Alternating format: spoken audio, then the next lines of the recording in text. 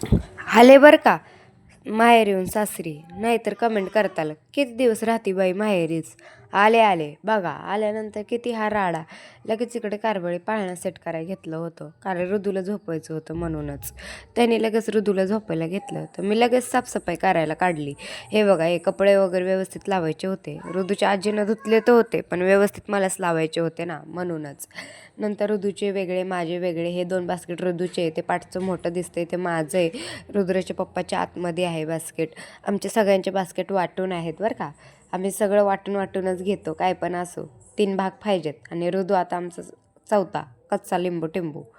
त्यानंतर बघा, बेडमधलं पण काढलं बरं का आवरायला. इकडे कारभाऱ्याने मस्त रुद्रा झोपवलं आणि स्वतः ब्लँकेट घेऊन झोपले होते. मला म्हणले तू कर आवरत बस.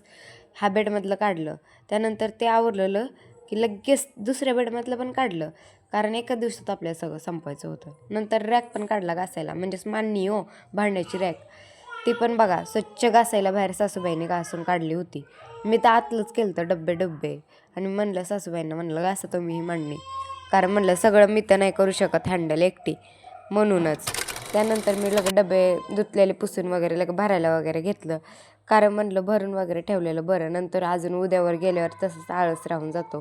त्यानंतर कशी लावली मांडणी सांगा बरं का. एक ना एक डब्बा काढून धुतलाय बरं का, नाही तर म्हणताल नाही नाही हिनं नुसतं पुसलाय.